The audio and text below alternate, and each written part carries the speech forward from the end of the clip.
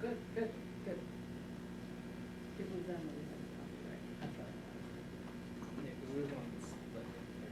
Well, that's what I And then thought. they send it over to maintenance. Yeah, that's what I, Should be sure to get the QSC thing on that too. oh, good. You know what, I have to, was that Jill who did that? Or Karen? Karen did, okay.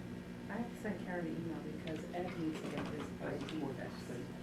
Because, he doesn't have the EOT. Hanging in there? And, you know, if he doesn't have it on, he You won't. doing all right? I'm fine, how are you? All right. Mike, Hello, how are you? I'm good. How are you? Oh, hanging in there. Commissioner Maravito's still sitting down. Oh, so you want me over Are here? you okay with it? Yeah, I Okay. don't, you can sit me anywhere. This is an updated. Oh, you gave him Oh, one? yeah, Oh. yeah, you gave me 4. So. Oh, okay. We made a minor change to the resolution because when I was looking at it yesterday, I realized that we had a public hearing on May 12th, then we had public meetings on the 19th. Okay, There were understood. hearings. Gotcha. Yeah. So, I just wanted to You clarify. threw me off that. with the math. Oh, yeah. You doing all right? Yeah, I am. Are you ready for this to be voted on? Please, please. I don't care what. Just vote. I don't Yeah. care. I'm so over it. Yeah. So I was in a conversation with our consultant on the levy this morning. I'm like, yeah, I gotta go to my hunting preserve amendment meeting. And I had talked to her before the last meeting we had. And I said, yeah, I gotta go talk about my bananas and NIMBYs. And she had to Google them and she was laughing her ass Who's off. banana? Build absolutely nothing anywhere near anyone. Oh, yeah, that's right. You know what, I don't know that I've heard that one. Oh, you never heard banana? I've never heard Oh my banana. gosh. I've heard it before. I just Oh, don't remember. that's funny. I mean, you hear NIMBY all the time. Uh-huh. No, banana's been around for a long time. Gotcha. Commissioner, Good Morning. how are you? how are you? Oh, well, thank you. Hi. Hey. This is just an updated one. There was the one that I had in your binder had Okay. different wording.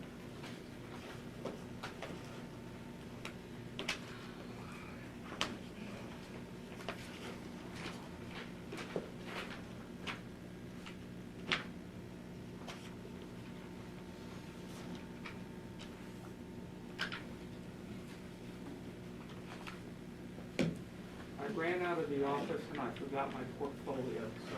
Okay. Can we just bring it back next week, or do you want me to? No, Okay. that's fine. Do you need anything? No, else? no, I'm good, You're I'm okay. good. It's very extensive, because we have to have very sections of the Yes. because, I mean, that. Hi, Commissioner, how you doing? Good, Good, yourself? Customarily, Thank you. incidental. Hey, Rick. And subordinate to the principal use. Mhm. So we have, and that's woven in throughout the ordinance, and there's several places, definitions, throughout the whole accessory use section. So I made a bunch of changes through there that I think will address the issues. Pretty good, how about yourself? Good. And How's Rocco doing for the summer still so working far? on that. He's okay, he's Okay. you know, he's at home and. Yeah, that's the playing part with that makes it a little tough. What about Yeah, the, playing with his friends, but he's doing a lot of stuff on his own too. Good. what about the, Commissioner? the. How you doing, Mr. Solicitor?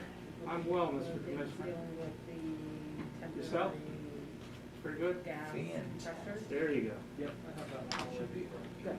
Now, okay, Yeah. I have a question for you on that. So, Tom Murphy with the, ourselves, Energy, Yeah. up Penn State. Yeah. We're letting he and Kate ride bikes with friends, but, Tour. Yes. Mhm. but in terms of Apparently they have. getting much closer, they're not, no one's coming to the house. Mhm. I think So, That's Good. it. yeah, well, they want to give us Code support of works, that so. structure.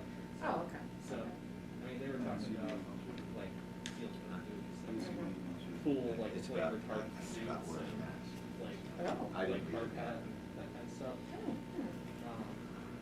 Which I don't even know if we even need. You know that, I think. Hello. I did.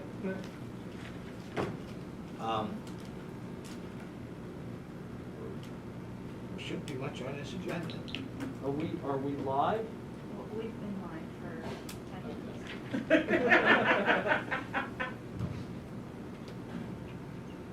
Just convene the Christmas. Oh, wait. We do have a couple people online. How are you? Can you announce yourself on the phone? Maya. That's all we, solicitors here. Maya? Okay, we'll convene the Commissioners' meeting at this time and ask for public comment on agenda items only.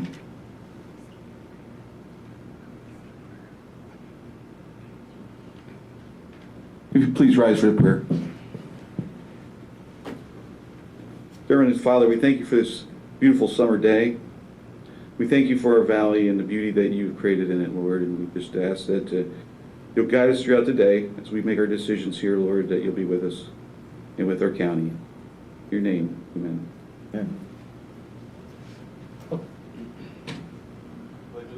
the flag of the United States of America and to the republic for which it stands, one nation, under God, indivisible, with liberty and justice for all.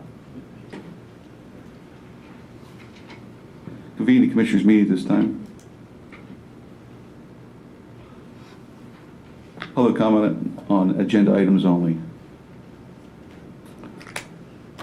Hearing none, we'll move on to action items. 2.1 Maya Toon, vote on resolution 2020-14. Good morning, Commissioners. Morning. This resolution is actually a housekeeping item. It's authorizing and designating the chairman of the Commissioners to execute all documents that relate to the TOPA grant, which is in support of the cross-pipe construction and relief well rehabilitation associated with the levee creation process.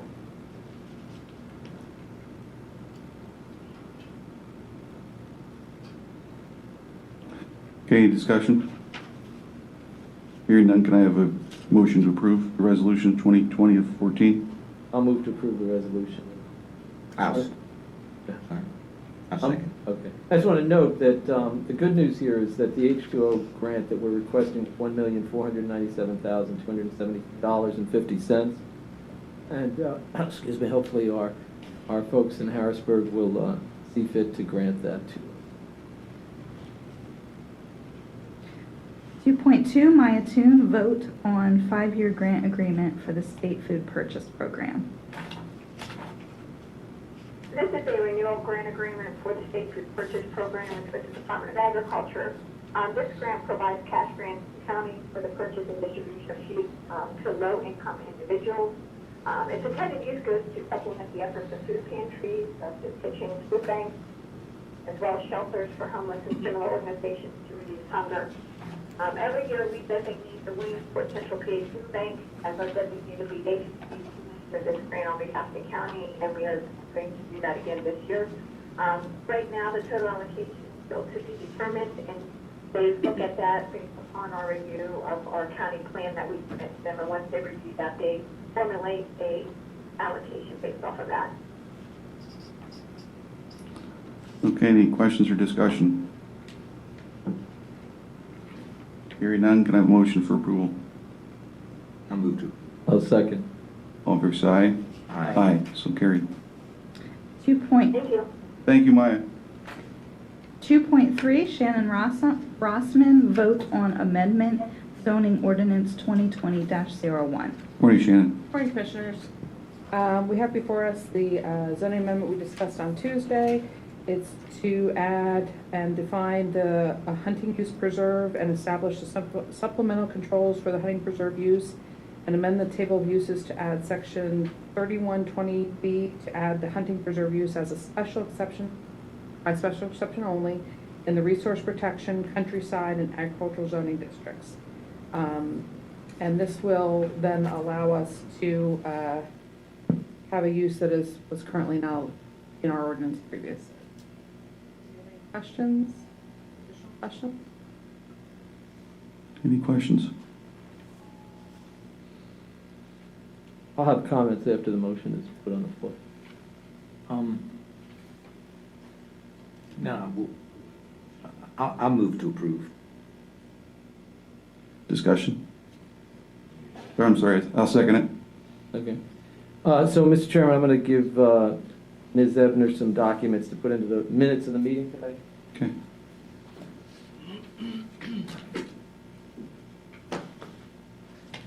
Okay, so before I begin my comments, I want to read a letter that a constituent gave to me and asked me to read at the meeting because they couldn't be there. Unfortunately, with the COVID-19, a lot of the people who we've come in contact with are seniors, and they're reluctant to come to gatherings.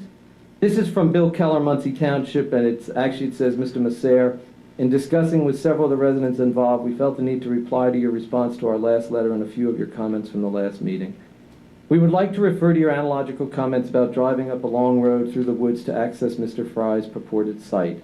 While that is true, the reality is that road leads to the top of a hill and an open field that overlooks Pennsdale and even the new construction area for Geisinger. At a recent meeting with several of the local residents and myself, we explained that when the leaves are down in the winter, you can easily see the ground in that field from the Pennsdale area. The tree line breaks hard down over the hill and gives next to no cover from bullets. Where is concern for the safety of residents in our county? When you visited the purported site, did you travel the extra few minutes to inspect the current site as part of the due diligence? You stated that your vote changed based on considering individual rights.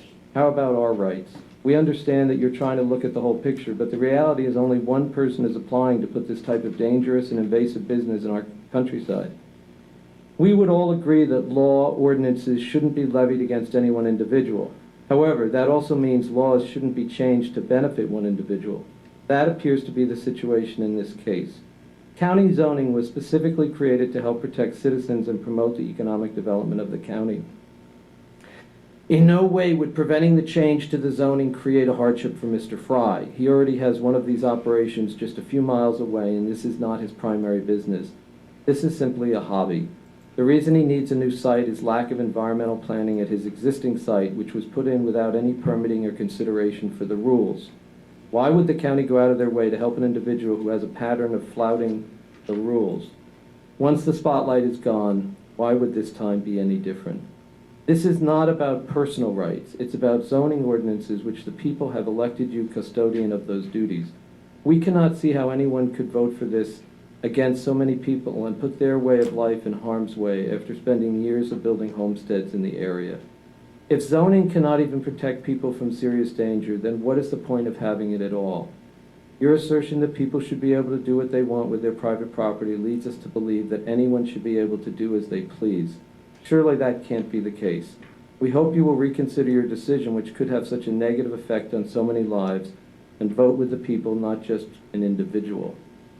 You have that letter, Mr. Ebner. Okay, so, Mr. Chairman, these are my comments. There are two facts that all three commissioners agree upon. First, that we have the power to regulate hunting preserves. And second, if we do not regulate hunting preserves, that is, designate a place within the county zoning ordinance where they are allowed, then such preserves would be allowed anywhere within the municipalities regulated by the county zoning ordinance.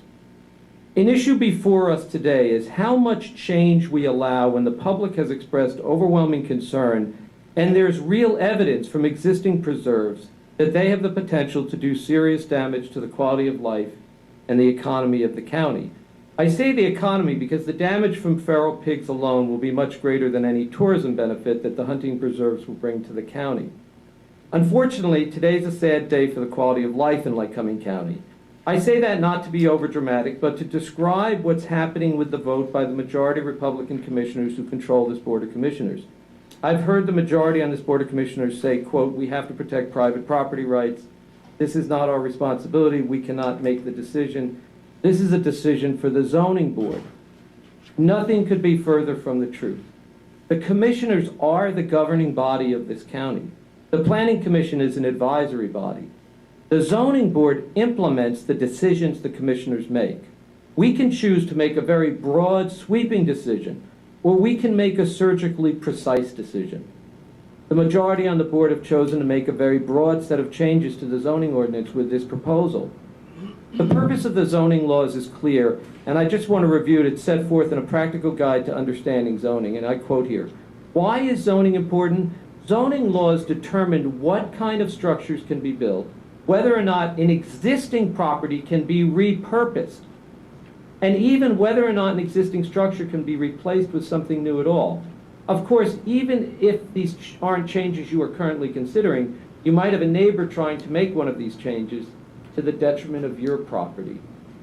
Understanding zoning is important because it will in large part determine whether or not you get the change you want, and also whether or not you can prevent or modify the change you don't want. What exactly is zoning and what is its purpose? Zoning is the legislative process for dividing land into zones for different uses. Zoning laws are the laws that regulate the use of land and structures built upon it. Quote, "For the health, safety, and general welfare of the public, it means that every act of governance should ideally be made in the best interest of the people. Accordingly, zoning laws are created for the simple purpose of protecting the health, safety, and general welfare of the people as relates to land and use." And that, close quote from that, that's from Property Metrics, a practical guide to understanding zoning. So, in my view, the way to protect the health, safety, and general welfare of the public is to make a less dramatic change to the zoning ordinance, and one more consistent with the public's expectations. Such an action would still allow hunting preserves, but in resource protection districts only. The individual, Mr. Fry, could still apply to the zoning board for a variance from the zoning ordinance to put the hunting preserve in the countryside district. At that point, the zoning board would exercise its role in the process in determining whether to grant the variance. The commissioners here in this proposal, though, are making a dramatic change in the law, and they're allowing hunting preserves in 3 zoning districts.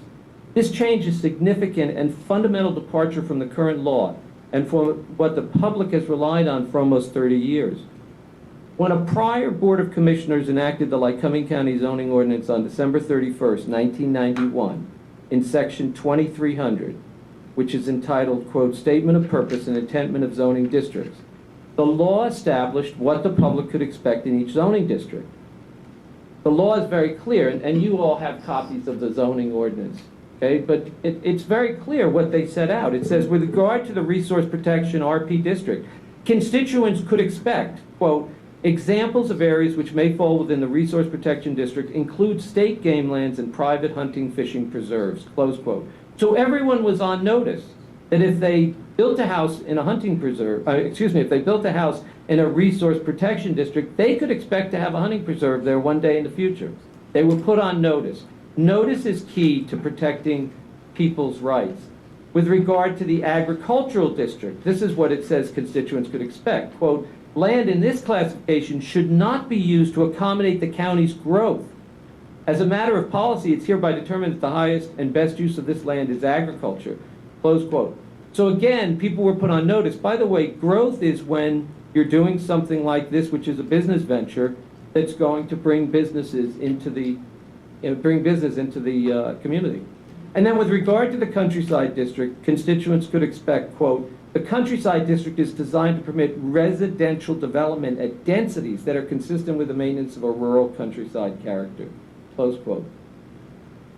In the past, boards of commissioners have made very narrow changes to the zoning ordinance, understanding that the public relies on these laws to protect the quality of life in our community. For example, on March 22nd, 2018, the prior Board of Commissioners changed the zoning ordinance to allow for medical marijuana dispensaries, but did it in a narrow manner, meaning the ordinance allowed it in only one zoning district. Commissioner Massare, you and I were on that board that made that decision, and we made it because we were faced with the reality that we had to regulate medical marijuana dispensaries, or else they could be put anywhere if they were not regulated. The pattern is true of many other controversial uses where the ordinance only allows the use in one district. For example, the zoning ordinance only allows use in one district for controversial businesses such as adult entertainment, medical marijuana dispensaries, junkyards, disposal growers, processors of marijuana, and medical marijuana transport. All are allowed in just one district. So putting it in only resource protection is not doing something that is deviating from what is usually done. We have heard all the potential negative consequences from these hunting preserves. Regardless of whether the current owner is responsible, and that's not the issue, we know that allowing these preserves to proliferate all over the county in agricultural and countryside districts will have a deleterious effect on the quality of life for Lycoming County constituents. Imagine that you've lived in a house for 30 years and a business owner is able to convince the governing body to allow a bar in the building across the street from your home. Patrons of the bar engage in fights, drugs are sold, other activities that destroy the quality of your life. The elected officials who make the change simply tell you, call the police, it is not our problem. We just do the zoning. That's what's going on here. One consequence of this change may involve constituents electing local leaders who choose to leave county zoning because these changes do not apply to municipalities with their own zoning ordinances. And I think that would be not good for the county, because one of the things that gives the county the quality of life it has is the fact that with county zoning and 22 municipalities partaking, not every municipality has to have an industrial district like they would. We've heard from approximately 75 to 100 people who opposed the broad changes. These constituents understand that the proposed changes undo what the zoning ordinance in 1991 led them to believe they could expect from the quality of life in their community. And these constituents are correct. Make no mistake, this is a material and fundamental change in the current law in not one, not two, but 3 zoning districts. Constituents understand that change happens. This is not a case of not in my backyard. Not in my backyard refers to a situation where zoning allows a use, and residents say they don't want it in their neighborhood, even though the law allows it. That is not the case here. Here, the majority have changed the zoning in an expansive and unnecessary way. These changes are saying to constituents, you do not matter, your investment in the community does not matter, someone with more influence than you matters. Today's decision does not protect the public from the repurposing of property. Today's decision does not protect existing landowners from a decision that will be a detriment to their property. Today's decision is not in the best interest of the public. Today's decision doesn't protect the health, safety, and general welfare of the public. In short, today's decision makes it a sad day for the quality of life in Lycoming County. And I would ask my colleagues to reconsider and revert to the version of the ordinance which allowed it only in the Resource Protection District. Thank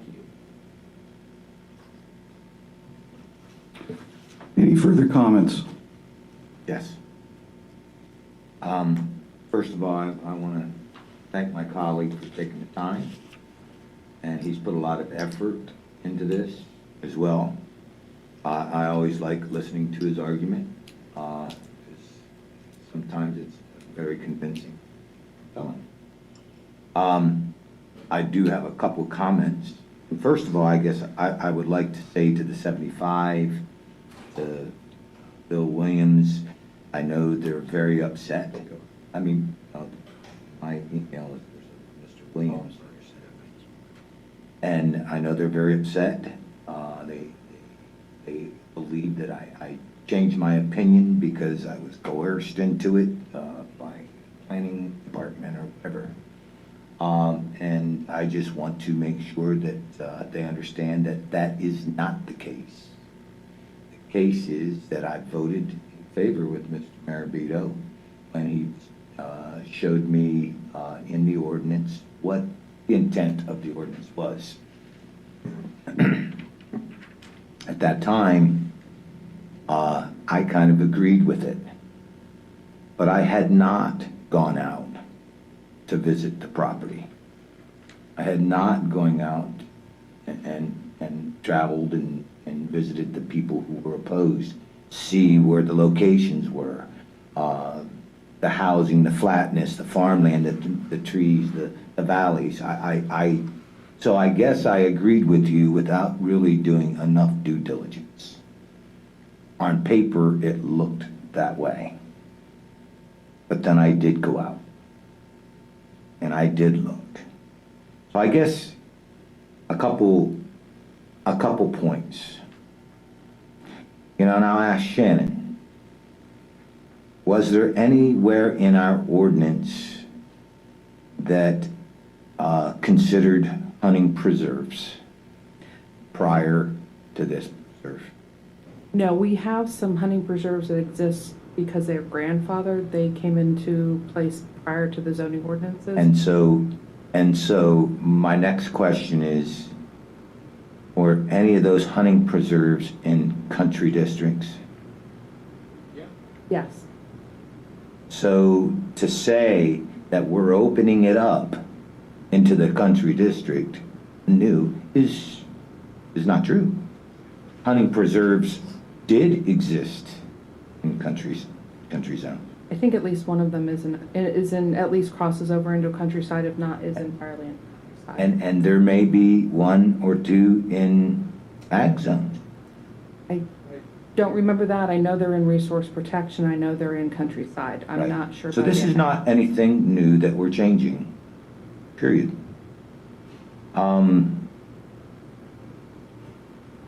You know, we live in a rural community. Williamsport, I'm not putting a hunting preserve in Williamsport. They also you don't know. have their zoning. But, right. But the question is we hunt almost all year long here. Whether it's bow and arrow, muzzle loader, you know, you name it. ARs permitted, okay? So this is nothing different. I'm not afraid of the safety. I'm not even aware if anyone was accidentally shot by a stray bullet in Lycoming County ever. I don't know that. I know hunters have been shot accidentally, but I'm not sure if there's ever been a person who was shot by a stray bullet. Yes, there has. Okay, well, there have been millions of shots. Millions.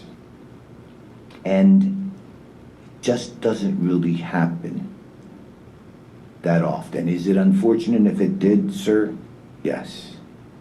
But here we have a position where the zoning hearing board will dictate how that is being hunted. And I have all the confidence in the world of that. Having another preserve, a preserve in the countryside zoning district is okay with me. Everything Now- will be site specific. Yeah, but that zoning hearing board can regulate what needs to be regulated. They can even regulate if they're gonna allow guns. Am I correct? They could, I would defer to Mike on that one. they could just say bow and arrow.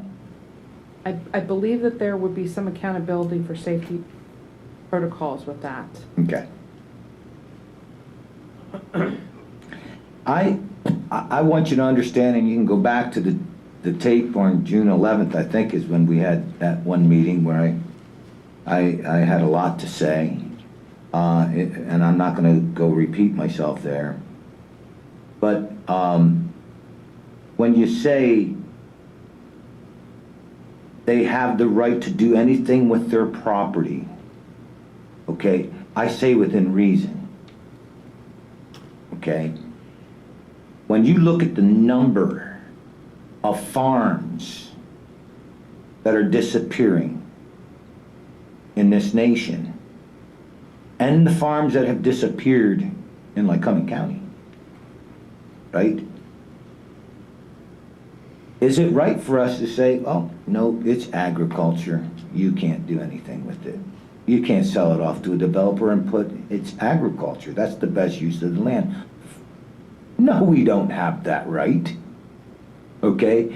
Not in my opinion. And when Commissioner Marabito, you state that we're the administrators of the county and we should be thinking of that, you're right, but the county is county business. And I remember the first time the ordinance came out, and in 1991, I saw it and I said, boy, I don't want it in my community. I don't want the county to tell me what I have to do or, let my own community dictate that, okay? Big Brother doesn't have to tell me what to do. I live in my community and my elected officials and planners will dictate that as long as they're following the law. You know, it's no secret that I fought our planning department on many occasions and our zoning people. There, no doubt, okay? And to sometimes where they just were disgusted with me. I get it. But when I see our ordinance, which I've had changed a few times, that, oh, we want you to pay a $75 fee per feather sign on your property to promote something, is ridiculous. Okay? Why isn't that up to the own municipality? That, you know, I'm sorry. We have 21 partners. Yes. We have 21 partners. And there's good reasons to form those partnerships. Okay? I'm not arguing that. And that's their decision. It wouldn't have been mine if I lived in that municipality. It would not have been mine. So, I believe that the township supervisors were in favor of this. I believe that the planning was in favor of it. I believe the planning commission was in favor of the project, not just for Stacy, but for the development as a whole. I believe that. We actually didn't necessarily consider Stacy because it's not a That's current applicant.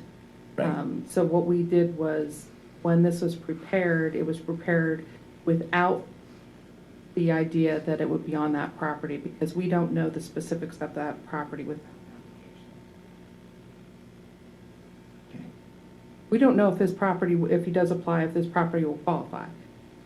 But that's why the ordinance is worded the way it is. And I'm going to close it just by saying that I'm going to have a lot of faith in the zoning hearing board. Okay. This is a tough decision for me because there were so many people that did contact me. And I will leave it. I don't like to apologize for a decision, but that's what you elected me for. We're not going to always agree. And in this particular case, I stated why I believe we should be doing this, and why, as far as when I'm in doubt, go back to the Constitution. And when I did that, it led me to my conclusion.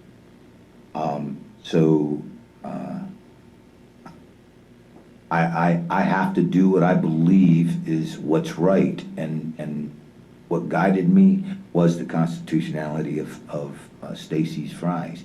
Not to mention, and I will say this again, there were already preserves in, I believe, ag and countryside.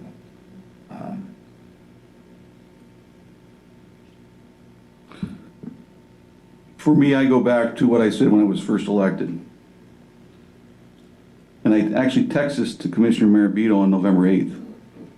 All three commissioners must be independent thinkers that work together to achieve what's best for the majority. I am an independent thinker. I do my research. I listen, I have an open mind. And there's times I change my mind. I went to the Planning Commission when this was invented at a meeting in detail. It was an 8-1 vote in favor of it. I asked whether you could actually hunt in countryside prior to this. Yes. As we know, there is basically year-round hunting in Lycoming County for all kinds of game. I asked whether the hunting preserves were in countryside that were already in existence. Yes. Then the planning department did their due diligence and made the adjustments they needed to. The township supervisors, which are elected in that township, opened it up. I've read every letter, whether it be a pro letter or a letter against this, in detail, and digested those letters. I will file upstairs with those letters. One most recently I received from a lady who went into great detail. And all three of us received that letter, stating that she was in favor of this, that she had no dog in the fight. She lived in that area, and she kept an open mind and did her research and didn't see the issues that were being propagated out there. But she did her homework, and she checked a lot of this stuff not to be true. I had a concern about the feral hogs and what they would do to farmland. But again, I was reassured that these hogs weren't from this farm, that they were wild. Such as we have cats throughout the county that are wild, that invade farms and cause damage. These weren't specifically tied to this preserve. So we had three entities that invented this. And I spent a great deal of time on this. And as an independent thinker, and this has nothing to do whether it be a Republican-controlled board or a Democratic-controlled board, as stated by our one commissioner. This has nothing to do with politics. This has everything to do with what's good for the whole of the county. And not tied just to Mr. Fry's farm, but what is there for the future. And we need to regulate through zoning, what will take place. Thank you.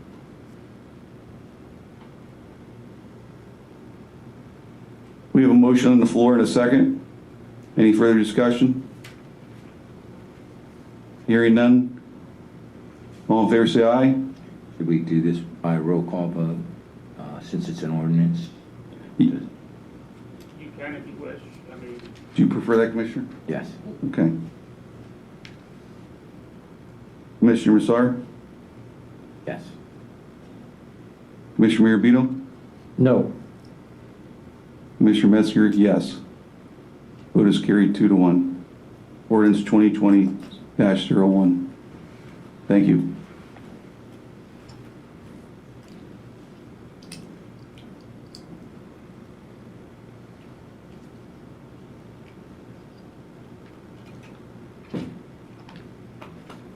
That moves us to commissioner comment.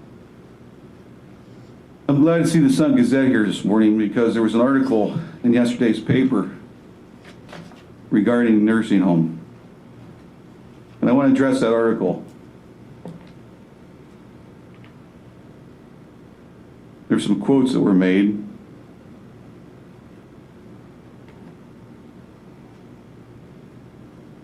And I'll read those quotes. Commissioner Mirabitos is an example of what can happen in a congregate living setting.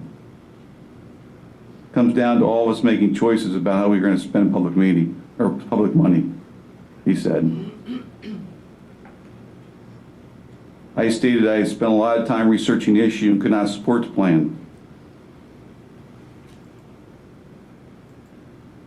As I stated previously, during public meetings, I've heard no manor care residents or their family members requesting to be transferred from the nursing home. I also noted that the state representative Garth Everett intervened at one point and contacted the State Department of Health about the issue. I stated it's unfortunate that people have passed away from this disease. No one wants this. But I feel it's not the Commissioner's responsibility to allocate funding for people who have not been asked to be moved. That's the key.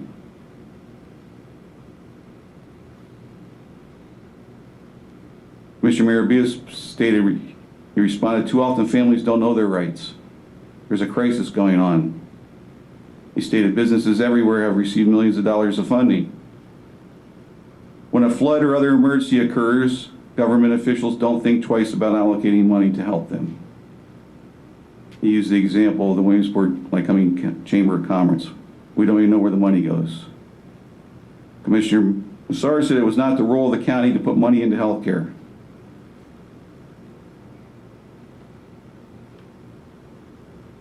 There was a gentleman here whose mother-in-law was in the home. He was opposed to moving patients with county funds. He stated mother-in-law is a resident of Manor Care and does not want to leave the nursing home. The article did not state that according to the Department of Health, there has been no reported cases from that home since May 10th. Since May 10th. That was reported to us by the Director of Public Safety, Jeff Hutchins.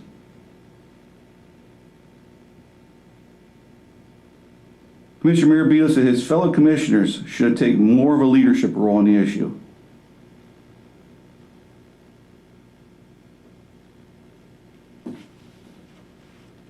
I went into great detail of what I did, how I was involved with this process. I cited dates and times of emails of all involved in this matter. So I did take a leadership role in this. What I didn't do was cancel the meeting on May 28th. What I didn't do was fail to respond to Representative Everett about where the county funding was going to come from, or the funding was going to come from after the county funding, or any funding would dry up. Commissioner Mirabito went on then to say in the article regarding his two colleagues, shame on them, they washed their hands of the problem. Well, personally, I feel that's a cheap shot and it's grandstanding.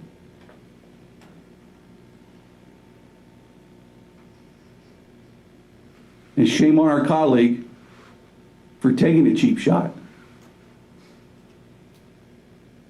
when he knows the time, excuse me, the time that we put into this and the dialogue we've put into this. It goes back to my statement.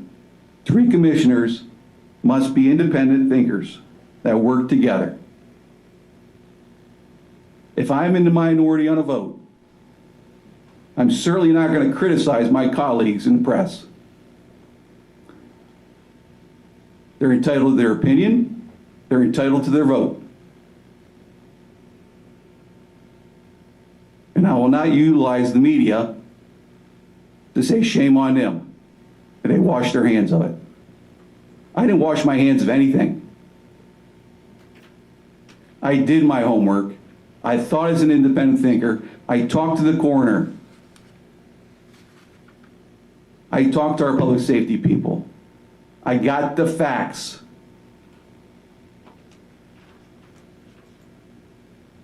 Not hearsay, but the facts. Like I do in any of my decisions. And I often change my mind. And I don't let anyone, and I repeat, anyone, influence me.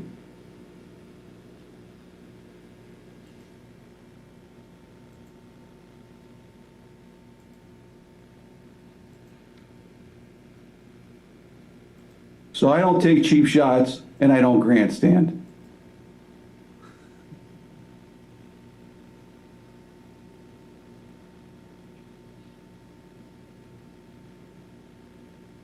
I'm here to work together, but I will think independently.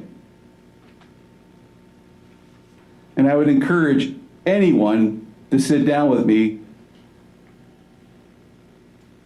because I come from a sports background.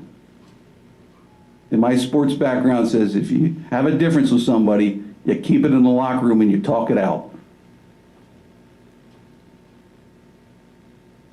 And it's okay to agree to disagree. And we're not going to agree on everything. That's life. But we can work for a common goal and not criticize each other when we make our decisions and respect each other. Thank you.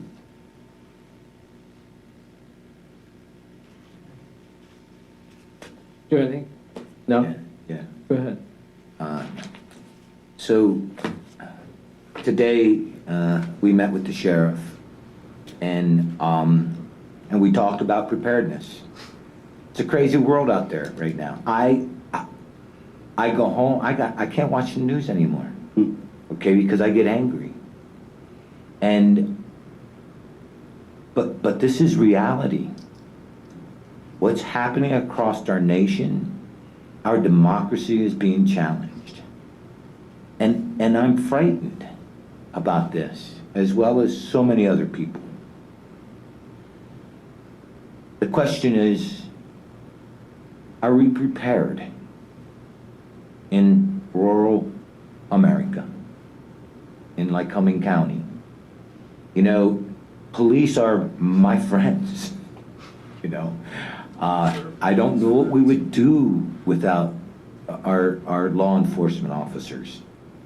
And the one thing that I do recognize is that we have a tremendous relationship with not only our local police departments that cooperate with each other, as well as our sheriff departments, but with the U.S. Marshals and the FBI. You know, we have great relationships. And when they're strategizing on maybe a protest or something is one thing, they do a tremendous job. They're trained, they're knowledgeable, they know what they're doing. The question is, do they have the right equipment, not only to protect our properties, our courthouse, our residents, but to protect themselves? And we asked the sheriff to bring us back information where we have some deficiencies within our supplies. And he did so today. The list was, I believe, at a full retail for what we felt all the police departments would need, from gas masks to other things. And they did include a number of them, of things that weren't on that list that I thought should have been. And we're going to have to be bringing this up to the public to see if we're going to vote to get the necessary equipment in case there were situations where we had to be very concerned for not only the safety of our public, for the safety of the law enforcement. That probably will be coming up next week. And I just want to tell them, and I'm sure it's from the majority of our constituents, that we pray for you every day, that you return home safe to your families, and that rural America is not going to be excluded in some of the nonsense that's going on today. So that's my comment. And to add to Commissioner Masar's comment, you see what's going on in the cities. It's just a matter of time until it moves to rural areas. 100 people shot in Chicago this weekend, 125 in New York City. The police aren't responding anymore. Last night, or 2 nights ago in Tampa, they ambushed the police, large crowds. And it is disturbing to turn on the news because you see that blue line there who's protecting us, having bricks thrown at them, you know, being spit on, milk dumped on them, water dumped on them, assaulted. You know, the 29-year-old police officer in Las Vegas is in a coma because they shot him in the back of the head while he was on duty in his car. Walked up and shot him in the back of the head for no reason. You know, police officers are being killed daily, and the media doesn't pay any attention to it, doesn't even acknowledge it. This past weekend, 100 people shot in Chicago, a 3-year-old child. Is that on the news? They're killing each other.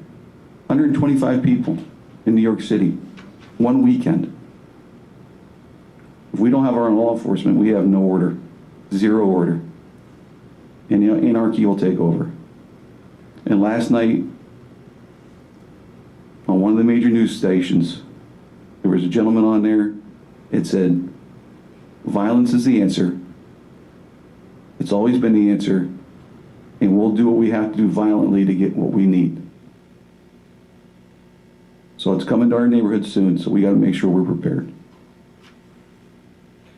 I want to address the comments made earlier about yesterday's article in the paper.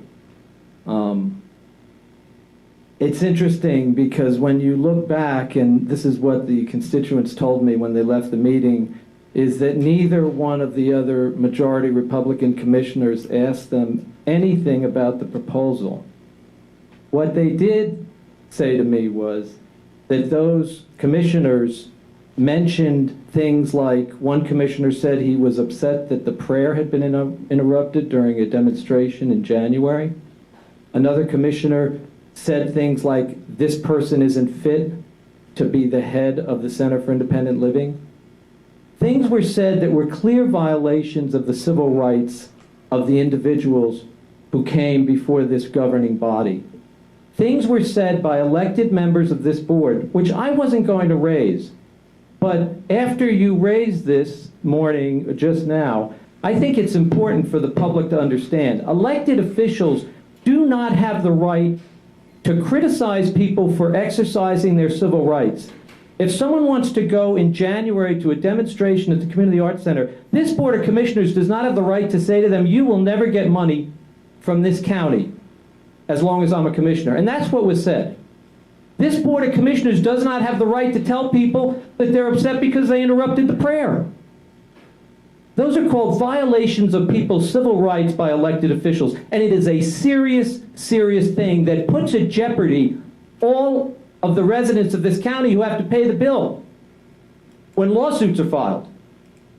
So before people lecture about whether or not something was a cheap shot, they may want to look in the mirror and think about what they are doing and whether or not what is said is a reflection of that.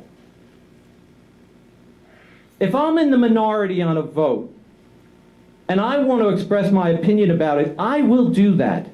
And frankly, Mr. Chairman, if you can't take the heat, you shouldn't have run for the office, quite frankly.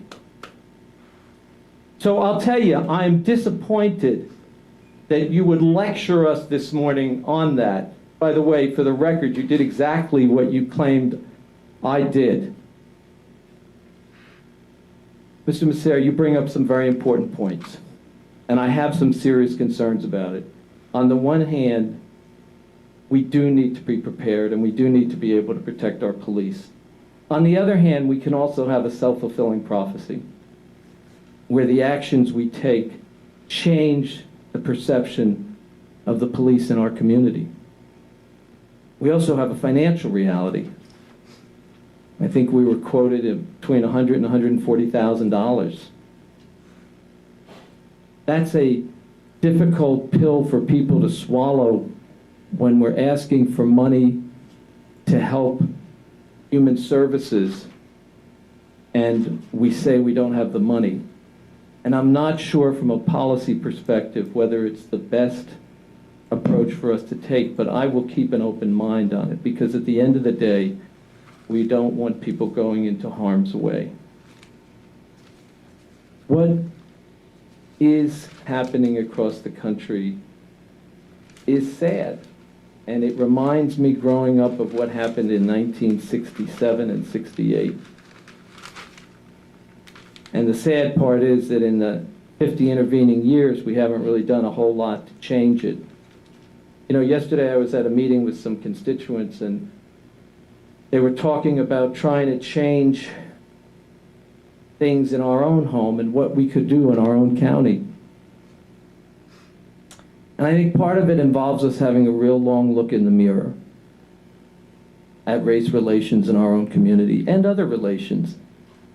You know, this discussion about the people at the nursing home and the people with disabilities, stand in their shoes, get in their wheelchair, and imagine how it must feel for a Board of Commissioners when they come before them to not even offer some sort of compromise, to not say, well, constituents, the request for $250 is too high, but you know what? The idea you had about doing a public relations campaign, we'll put $5,000 or $10,000 into that.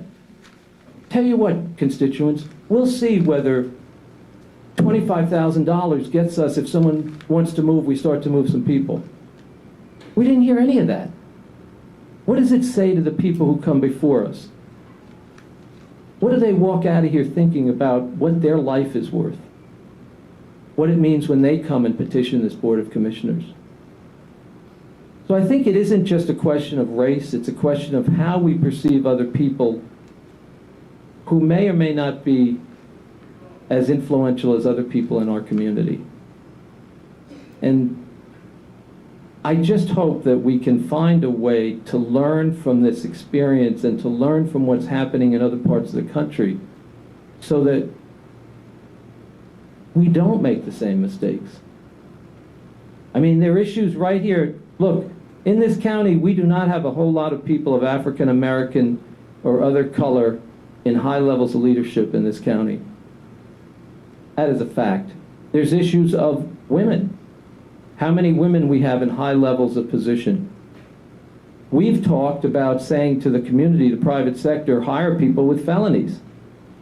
And yet we as commissioners have still not taken the action to say that we will hire people with felonies.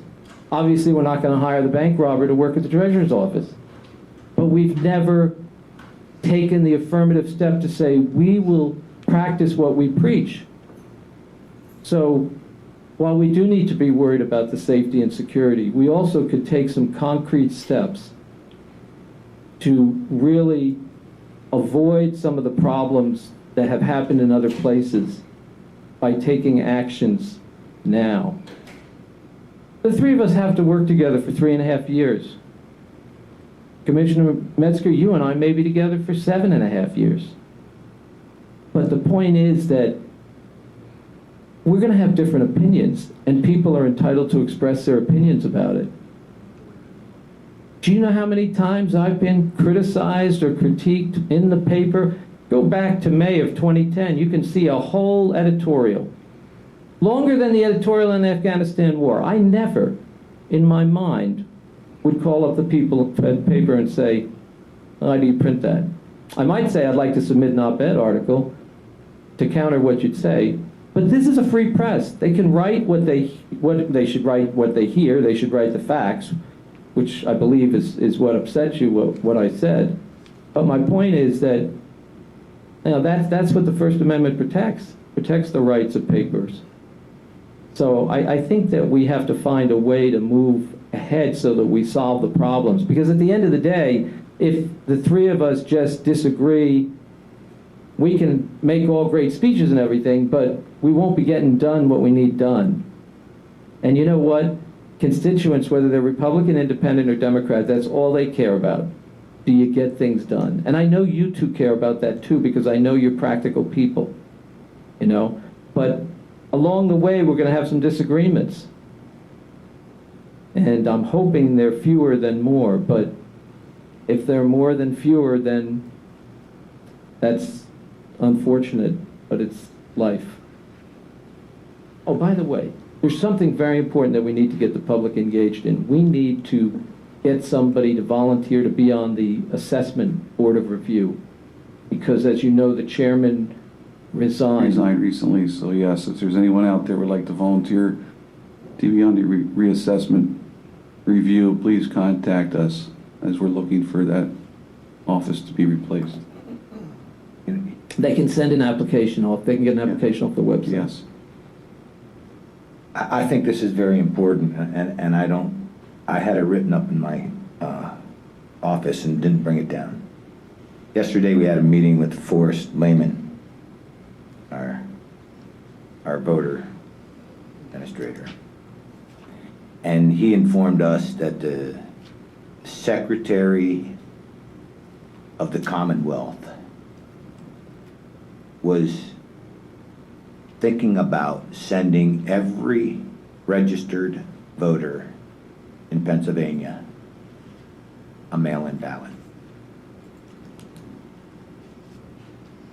Now, I called my legislators, and I don't know what authority she has to do that. But I'm going to tell you that I will fight that with taxpayers' money. When I know how Lycoming County works, and I know the efforts that are put into keeping our registration book up to date, okay? I feel confident, for the most part, that fraud will not happen. Okay, if it did, it would be by a mistake, and the numbers, it just wouldn't be there. That's how confident I am of that. But I'm not sure about big cities. I'm not sure how many addresses or how many ballots will be mailed to the same addresses. I'm not sure of harvesting ballots. And you know what? I have every gosh darn right to protect my vote. Because it's not just my vote. It's everyone in this state's vote. And if 10 people can fraudulently get away with it, that's too many. So I want people to call your legislators. I will say this again, and we have a Republican-controlled House and Senate. You made the biggest mistake by doing what you did. I understand why you did it, but that vote was horrific. And I will ask you to repeal the entire bill again. That's the only way that I'll feel comfortable that my vote does count and that my vote is accurate. The votes are accurate. Lastly, Commissioner, yes, we do have to work for 3.5 years and possibly 7.5. And I worked in a field that you had to have broad shoulders. And I took a lot of criticism. You know what? I let it roll off my back. Often I consider the sources and where it comes from. So it's very true what you said. You can criticize, you can exercise your First Amendment rights, you can say what you want to the press, that's your prerogative. However, I'll choose not to do that because I want to work in unity. And I'll express to your face if I disagree or we have issues. I won't make the world know what's going on because the way you resolve things is in-house first. If you disagree with something, that's fine, bring it to me. I'll bring it to you. I have no issues with that. We all put our pants on the same way every day. And I'll always be able to sit down and talk to anybody, and I'll take any kind of criticism from anybody. And I don't hold it personal. As for my comment, I stated I felt it was inappropriate for someone to make a protest during the prayer and during the presentation of arms. Would I hold that against them for funding? Absolutely not. That's insane for even to infer that. That questions my integrity and my character. I made a statement on an observation. I just didn't feel it was appropriate. I didn't say I'm going to hold this against you. And I'm not lecturing anybody here today. I'm making observations on articles in the paper that I just felt was absolutely wrong. You felt differently. That's the beauty of us. We can again agree to disagree.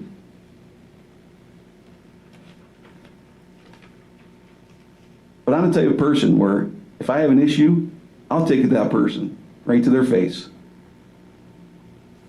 They don't want to resolve with me, so be it.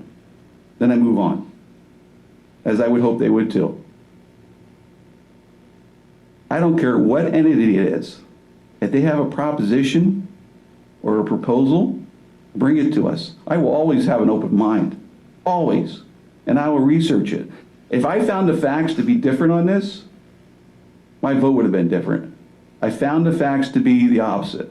If it changes down the line, it can always be revisited. The virus isn't done. We all know that. Things can change drastically tomorrow. But as of today, June 25th, the facts show differently. And that's why I voted the way I did. This time, public comment.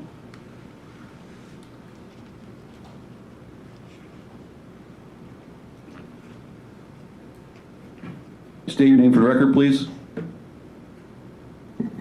John Sharman, Jersey Shore. First of all, I would like to commend Commissioner Marabito for his stance, and also the other organizations that were involved in trying to make some changes at Manor Care. I will quote one thing you did say, Mr. Metzger. It is unfortunate that people have passed away from this disease. COVID-19 is not a disease, it is a virus. There is a difference between disease and virus. That's all I will say. You have stated in the past that there have been changes, that things have changed at Manor Care, and now the problems are over with. Just exactly what has changed at Manor Care, or what changes happened at Manor Care to address the problems in the first place that caused this. It's been a great concern of me with what has happened in Jersey Shore, about a block away from my house. And the concern of what if it spread to the hospital?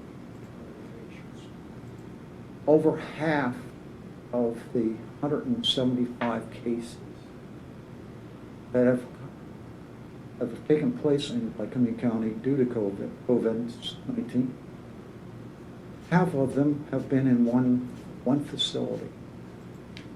Now, that facility was very, shall we say, secretive about when this first started.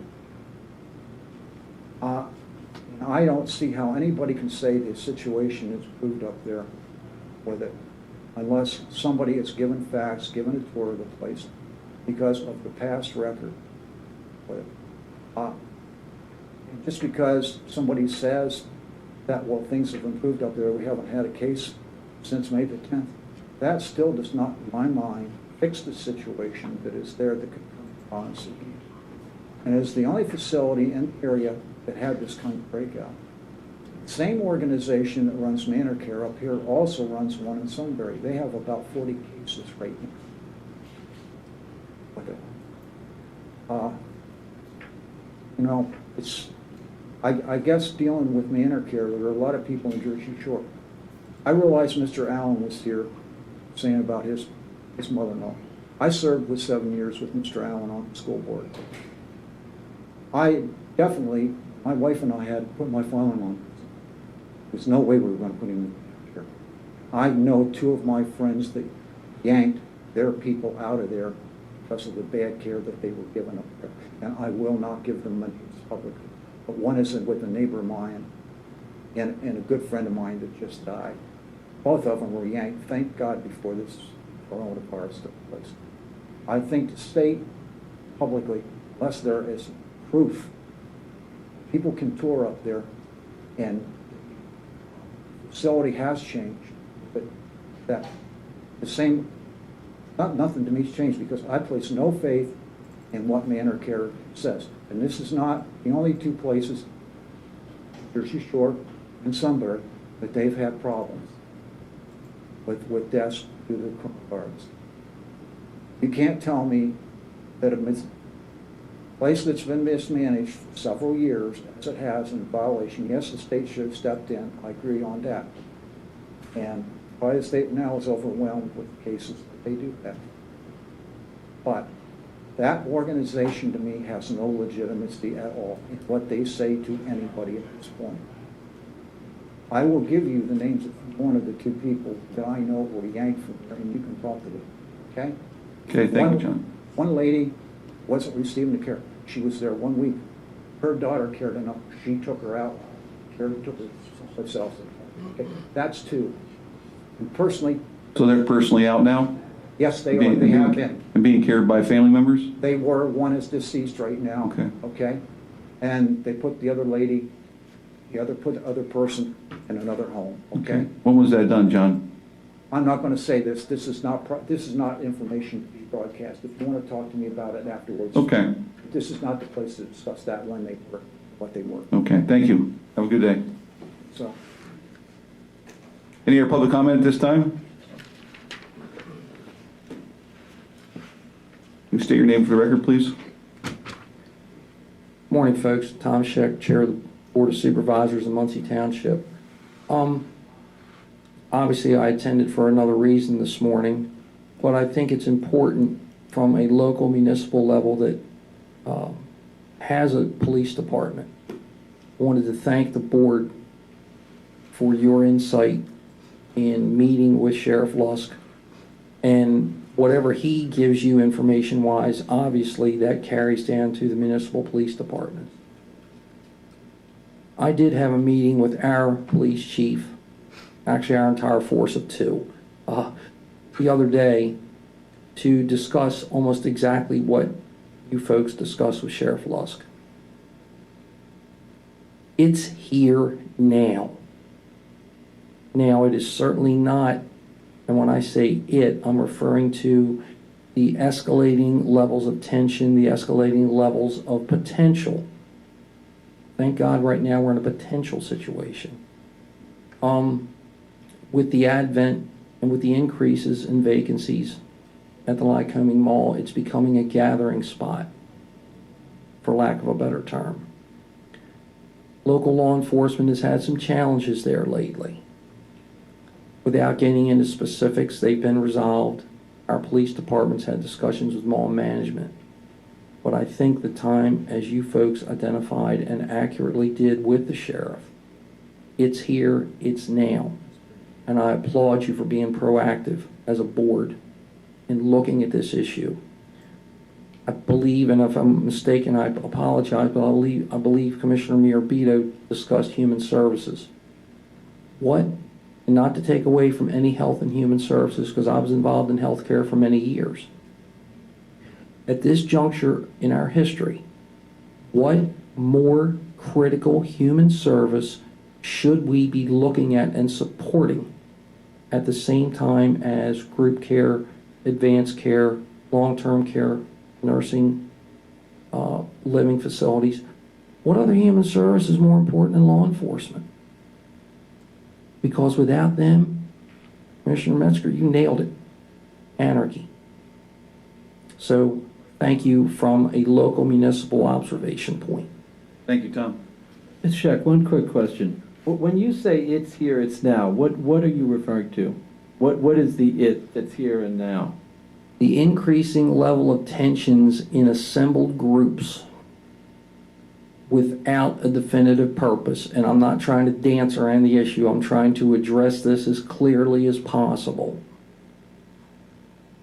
I think we're starting to see an increase in gatherings of people that are dissatisfied, frustrated, mad, you call it what you will.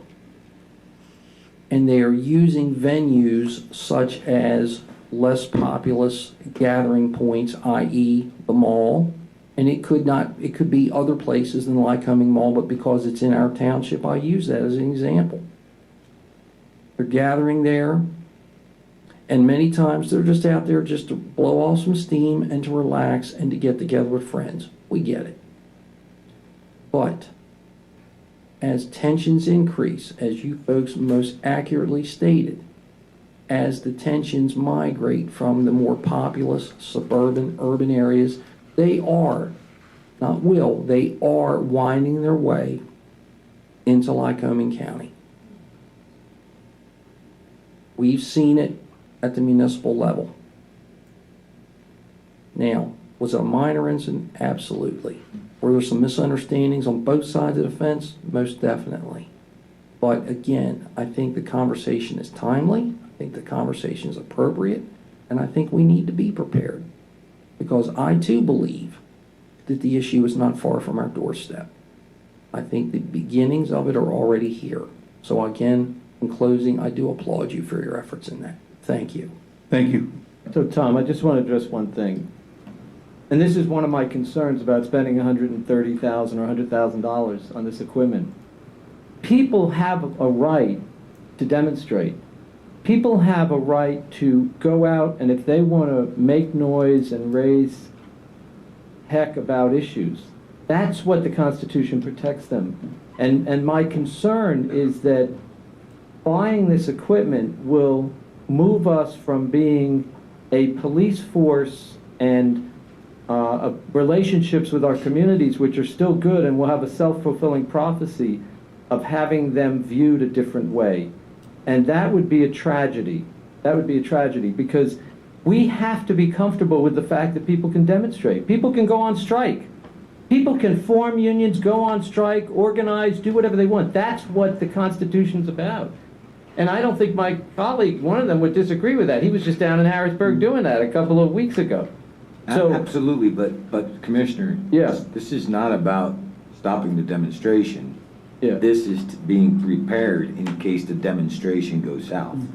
Well, That's all, in yeah. case Yeah. there are riots, in case there are rocks being thrown at our law enforcement, in case they are trying to bust into our government buildings, to our voting places, wherever, or homes. It doesn't matter. Are we prepared there? Obviously not. I've been to more demonstrations than probably all of you combined for a cause. Yeah, I don't know if that's for a correct or cause. not, but I won't get into that. my end it is. But the point is that people have the right, and what we don't want to become is a self-fulfilling prophecy of becoming a police state in the effort of trying to protect people from something which is described as it. With all due respect, what is it? I mean, All right, I'm going to address this in the most civil manner that I can. Okay? Peacefully protest. No one, and I am a student of the Constitution, I've said that at this podium before. Peaceful protest, and one of the heroes of my earlier generation was Martin Luther King Jr. Watched that man as a young child and watched him peacefully assemble, peacefully protest, march, and effect change, which he most certainly did. And several of his family members, Alveda King, and I'm not going to get into a long dissertation here. These folks effect change through peaceful protest, through willful, productive statements. But you talk about a self-fulfilling prophecy? Well, let me tell you something. When they start coming at my door with rocks, bottles, and weapons of every shape and kind, I'm taking action. Okay? And I expect law enforcement to be able to take action and to protect themselves, which is number one. They need to go home at the end of the day. Nobody wants to see a police state. We've seen what a police state looks like. We don't have to look very far to see police states. But on the other hand, if we don't have the people that are supposed to protect us, if we don't have their back, then what are we but hypocrites? so Tom, the only thing is we have to look at the tapes from when Martin Luther King was demonstrating. Look at the tapes when they sat in at the lunch counters. Look at the tape when they crossed the Pettus Bridge, I believe it is. Okay, those were police officers beating people. Okay? And it was... No, listen to me. I mean, just let me finish at least. I'm not suggesting that's going to happen here, but what I don't think we should do is create a self-fulfilling prophecy where the very people who now respect and admire the police are in a position where that image changes. That's all I'm trying to say. You know, look, I understand what you're saying about people who come with a different intent and with a different agenda and whose effort is to try to promote violence. But we can't, just because we don't agree with people sitting in or doing, those are rights that people have a right to protect. That's all I'm trying to say. Okay, Tom, this is time reserved for public comment, and I appreciate the Commissioner's comment, but this is specifically the time for Commissioner comment. And I ask you if you could just tie it up in the next 30 seconds, please. Certainly, sir. My Try to keep apologies. it, we're well over the 3-minute time limit, so I appreciate it if you can. Thank you. The only thing I'll say is no one, and again, I've stated this before today, and for the record, no one is saying that the right to peacefully assemble and air grievances is a prohibited or discouraged activity. Nobody ever said that. But when you start defacing property, you start interrupting things such as a prayer, such as a civil proceeding, to me and to most other folks that look at this, you just shot yourself in the foot, because the message you were trying to get across has now been obliterated, and I'll leave it at that. Okay, thank you. Mr. Chairman, just for the record, I think it's important during public comment that we have a chance to interact with the public, because that's the whole point of them coming here. Well, if they ask us. And I understand we have a time Right. constraint today. Yeah, We have another and if meeting. they ask us questions, I think we should respond. But Absolutely. at that time, if there's no questions being asked as of, we shouldn't get in a debate with them. It should be, if they ask us a question, we have the right to answer.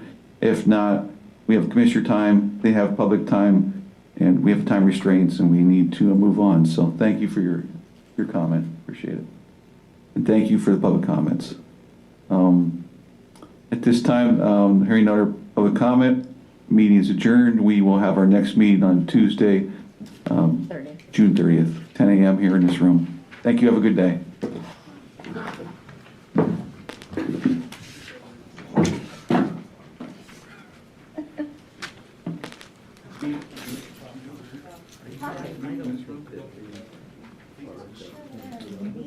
Magistrate. We're having juvenile gatherings there, they're starting to cause problems. The last thing we want to do is, I mean, maybe what we ought to do is try to get the probation office to help out. What I don't want to do is create a problem where there isn't one. Right, exactly. Okay? What I want to do is to make people aware that our law enforcement's not